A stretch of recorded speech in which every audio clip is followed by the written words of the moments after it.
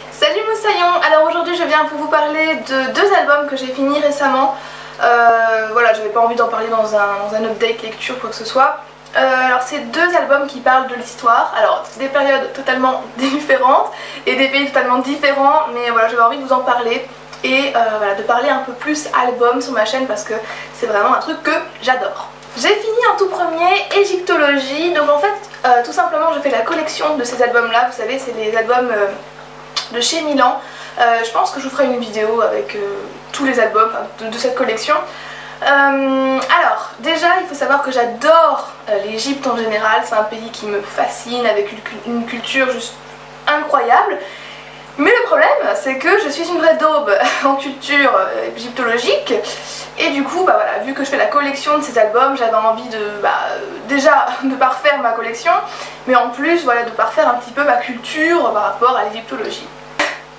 Mauvaise idée. En fait si vous êtes vraiment passionné par l'égyptologie et que vous voulez absolument en savoir plus, que vous êtes bien motive, c'est pas du tout ce livre là qui va vous aider vraiment à parfaire votre culture égyptologique. Il est très sympa cela dit en fait. Pour ceux qui connaissent pas trop le système de ces albums, en fait c'est des albums ultra hyper ludiques, genre là par exemple on a une lettre, voilà il y a des trucs à soulever, des trucs comme ça, donc c'est méga ludique et c'est pour ça en fait que l'on fait la collection. Mais voilà, les informations qui nous sont données sont pas extraordinaires si je dois dire. Mais franchement c'est vrai qu'il y a des jolis dessins, genre là par exemple on a une carte, voilà la carte de l'Égypte, donc c'est bien sympa et moi qui suis nulle en géographie ça m'a permis de savoir à quoi l'Égypte ressemblait. En fait cet album c'est comme si on nous avait remis un carnet d'une personne qui était partie en Égypte début 20e siècle, donc en 1926. Et donc du coup, voilà, donc ça raconte en gros une expédition de personnes qui sont parties en Égypte pour découvrir la tombe d'Osiris et voilà, en gros, elle nous raconte jour après jour les étapes, elle nous raconte les choses bizarres qu'elle rencontre, voilà, et à la fin il y a une sorte de petit suspense. C'est vraiment mignon comme tout, il est vraiment très beau, enfin je trouve que l'album est vraiment magnifique.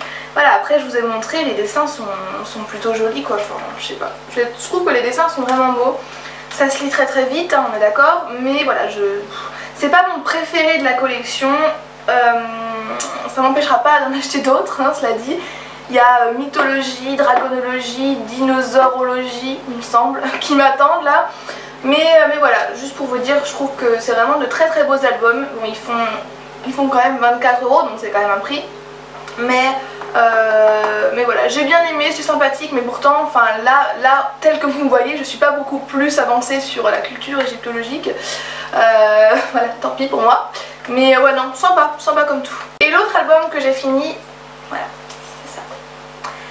Marie-Antoinette, carnet secret d'une reine, illustré par Benjamin Lacombe et écrit par Benjamin Lacombe. Déjà, je ne savais pas du tout que Benjamin... vous savez quoi, on va l'appeler Benji, voilà, ça va être plus simple pour tout le monde, Benji. Je ne savais pas du tout que Benji écrivait des livres.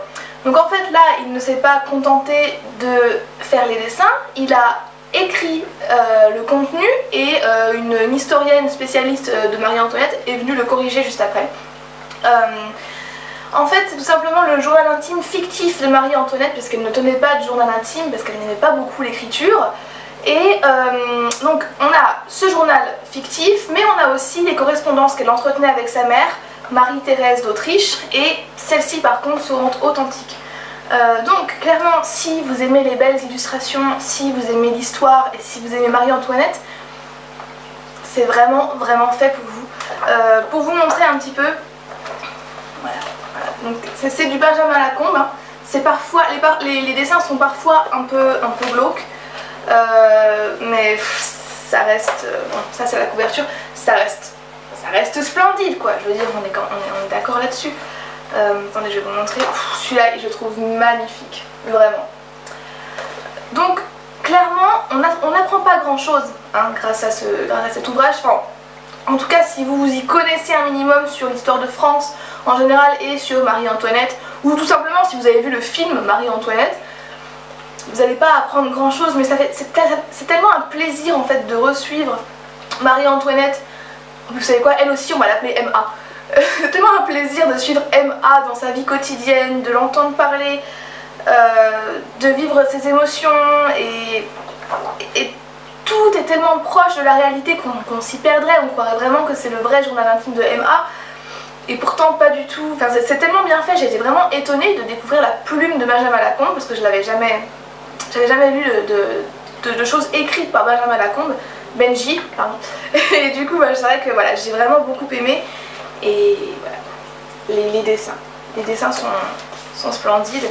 Et j'avais bien aimé aussi le fait que les lettres, voilà, les lettres sont vraiment écrites comme si c'était vraiment des vraies lettres.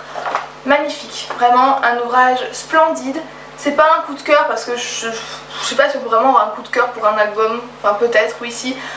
Ça n'a pas été un coup de cœur, mais je suis tellement heureuse de l'avoir dans ma collection, de dire oui, j'ai effectivement Marie-Antoinette de Benjamin Lacombe. Voilà. Mais ouais, encore une fois, si vous aimez les belles illustrations, l'histoire, et puis MA quoi, c'est surtout elle, foncez, il est splendide, les illustrations sont pires que magnifiques. Voilà. Alors effectivement la vidéo était rapide, mais je vous reviens bientôt pour un bilan lecture normalement. J'espère que cette petite vidéo vous aura plu. Franchement les albums, c'est vrai que j'ai remarqué en fait qu'on n'en parlait pas assez, pas très souvent sur YouTube et c'est dommage je trouve. Donc voilà, je suis contente de vous en avoir parlé en fait. Et j'espère que ça vous aura donné envie de les lire ou juste donné envie de juste feuilleter pour regarder les illustrations parce que dans les deux albums les illustrations sont vraiment super belles. Et voilà, donc encore merci à toutes les personnes qui s'abonnent, commentent, aiment et juste regardent la vidéo, c'est énorme. Merci beaucoup. Je vous fais à tous de très gros bisous et je vous dis à bientôt dans une prochaine vidéo. Bye bye.